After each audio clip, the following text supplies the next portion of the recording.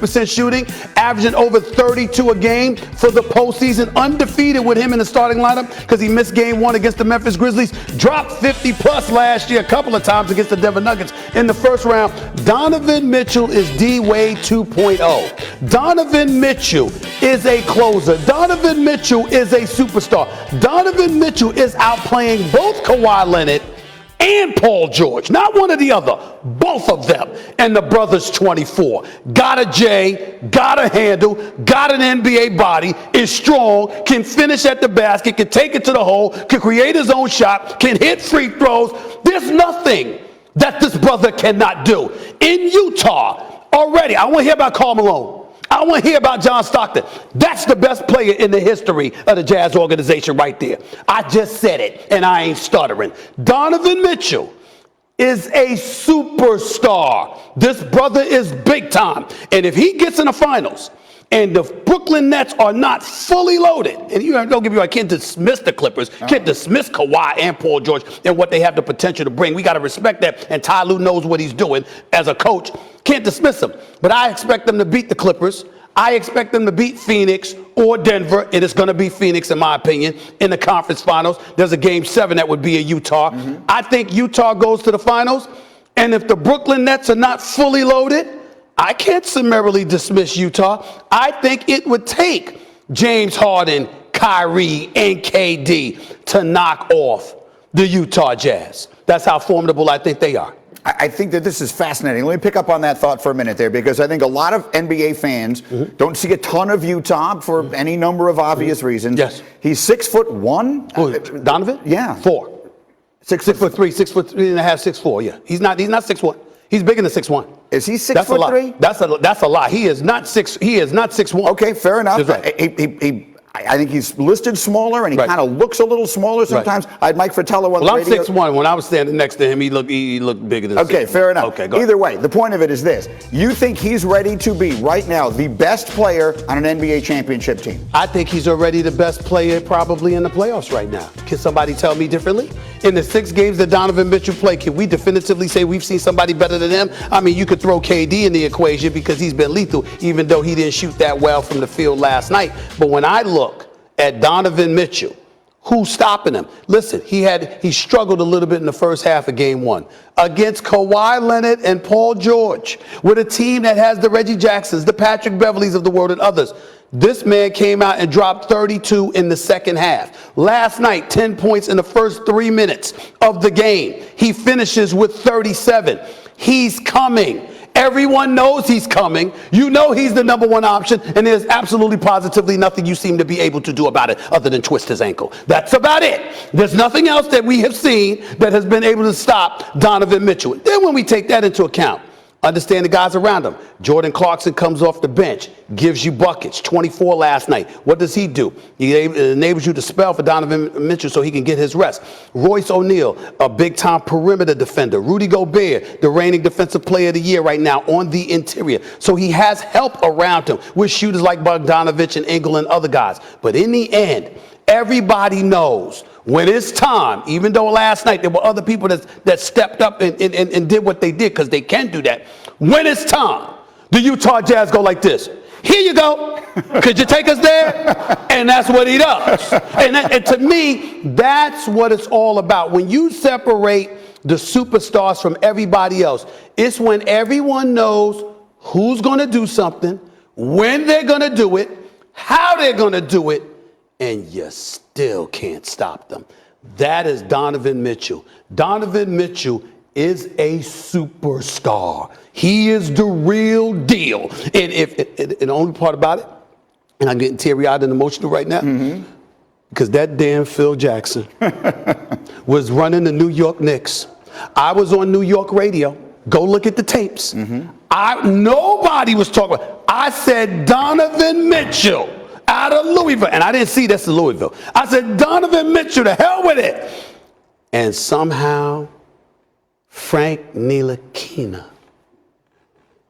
is who that damn Phil Jackson brought to the Knicks. No wonder we can't find Phil Jackson. No wonder we can't find him. No, that's the problem. Donovan Mitchell could have been in New York. Could you imagine if he was in New York? I mean, he scored. You're correct. He has scored 82 points in the first 2 games of this series, and the Jazz are 6-0 in the playoffs when he has played. Yes. Donovan Mitchell is a superstar. One more very quick take. Do I have time? Stick for one more real quick? Of course you do. Very quick. Chris Paul. Yes. There was reports are he's going to turn down his option, like $40 million or whatever it is. I had the number written down before. $44 million. He's going to turn it down? He's going to turn it down. Is there any conceivable chance, he wants 3 years and $80-something million, whatever it is there any conceivable chance LeBron talks him into coming to LA and playing with him? I think it's conceivable, but I think Chris Paul wants his money. He ain't passing up 40. 3-game last night, Nets, Bucks. What is the number one takeaway from that night for you? Well, the number one take is that, you know what, listen, I'm being a bit facetious here because Bruce Brown has had a great season and he's doing a lot of good things for the Brooklyn Nets. I'm just being a little bit emotional here from this perspective. You know what? You almost lucky you got a ride back to the hotel. You do not take the last shot. You do not, and I understand that it was a shot before Kevin Durant ultimately. I'm not talking about that. I'm talking about when he drove into the lane and took that layup instead of finding Kevin Durant, who had just scored 7 straight points. Now, I have no idea why Coach Steve Nash had a play design where Kyrie and Bruce Brown were there together or whatever. Get the ball to KD or get the ball to Kyrie. And Kyrie's the secondary option, and the way KD was flowing, it's the first option. I don't give a damn what's going on. You find a way to get Kevin Durant that basketball, period. And that definitely showed his youth, inexperience, or just blasphemy. That's number one. Number two, again, this is the play, by the way, that that's right. Oh, no, that's the last shot. That was the last shot. That was the last shot. The play before that was when Bruce Brown drove into the lane. Secondly, and more importantly, I'm not overly excited about what I'm seeing from Milwaukee. Giannis is really struggling from the perimeter. He's been horrid from the free throw line. Last night was another example of that. Chris Middleton showed up big time, made a couple of big time shots down the stretch. That's what he has to do in order to give you a chance. To me, it's nothing. I mean, a win is a win, and that's good. And you got yourself a series because it's still 2-1, and they can notch it up 2-2. But what they did last night is not going to cut it because you're not holding the Brooklyn Nets to 83 points again. That is clearly an aberration. Kyrie Irving didn't take a shot for the last 4 minutes and 22 seconds, if I remember correctly. You think that's going to happen again? I don't think that's going to happen again. So they lucked up. They got a win. Good for them. I hope they tie it because I like a thrilling series, but I've seen nothing that tells me this is going to be a thrilling series. I tried to give some credit to Giannis and Chris Middleton, saying they were so questioned after Game 2, and rightfully so, and then they bounced back. And Kendrick yelled at me at the beginning of this hour. He said, "What are you talking about? That's what they're paid for. They're supposed to be superstars." So what do we say about Giannis and Middleton after their performance last night? That they're not KD and Kyrie. Period. They're not KD and Kyrie, and there's no shame in that because KD and Kyrie are elite. Kyrie is the best show in basketball. He is simply box office. He's an electrifying talent.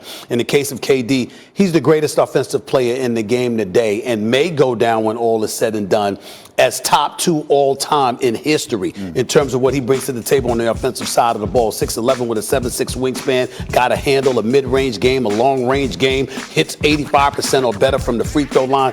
This brother is just something special, and we know that. In the case of the Milwaukee Bucks, you're highlighting, and here's where the crime comes in. To see Steph Curry and how he's helped transform the game, to see what Steve Nash did before him in terms of being that point guard in Phoenix, who was an offensive firepower because Mike D'Antoni's system and Steve Nash's ability to hit perimeter shots. You see Damian Lillard, how big time he is because of his ability to hit perimeter shots. There simply is no excuse for a player in the NBA to go year after year after year when you're a primary scoring option and you have no perimeter game whatsoever. I'm looking at Giannis Antetokounmpo. I'm looking at guys like Ben Simmons. These are incredible talents, big-time talents, no question about it. But come playoff time, you know you can back off of them, that they are simply close to no threat whatsoever from beyond 15 feet. In Ben Simmons' case, beyond 5 feet. So, I mean, it's a problem. And when you know that, and when you get paid, and to speak to Kendrick Perkins' point, when you get paid, particularly the exorbitant amount of money, understand it's not about your paycheck. It's about the fact that that paycheck allows you to be able to concentrate on nothing else because you don't have to worry about paying your bills. You don't have to worry about making a living. You don't have to worry about generations being able to make a living off of the money that you're getting. All you're paid to do is to play. and to improve and elevate your game. How in God's name, year after year after year, the same malady that has plagued your game does not change? There's no excuse for that. And that's where you look at a guy like the Greek Freak and you look at a guy like Ben Simmons and you say, what are you doing? You can't get some kind of perimeter shot? Do you not see the league and the way it has shifted over the last decade plus? You see the direction that we're going in. Everybody, MJ, Kobe, even LeBron James, they all improved their perimeter game because they understood the direction the game was flowing in. You got to know that and do something about it. And we've seen no evidence, especially come postseason time, that the Greek Freak and Ben Simmons have done that. Yeah, that's fair. And Antetokounmpo did it a lot last night in the paint. And again, it was just a very different game. This was not the way basketball generally has looked for the last couple of years, the way it got played. Well, let me ask it to you a little different way. James Harden has played 43 seconds in this series, and that's a bad sign because he came back from the hamstring and immediately got hurt again. If he is not able to give them anything, do the Nets still win the championship? I think they still win the East. Let me be very, very clear about that. I'm not going to sit up there and definitively say they beat the Utah Jazz. Let me be very clear. Where's your camera? Is that right there? Yes, sir. Donovan Mitchell is a